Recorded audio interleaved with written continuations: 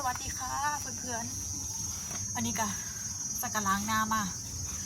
กะเดี๋ยวหนูจะพามาถอดงาค่ะอันนี้เป็นผักกวางตุ้งค่ะกวางตุ้งที่เขาเอาไปใส่บะหมี่อะค่ะนั่นแหละกวางตุ้งฮ่องเต้กะอร่อยได้แต่ว่าหนูไม่ได้ปลูกกวางตุ้งแบบนี้เอาไปกินเป็นต้นอ่อนแซ่บๆค่ะหนูเคยเอาไปกินอยู่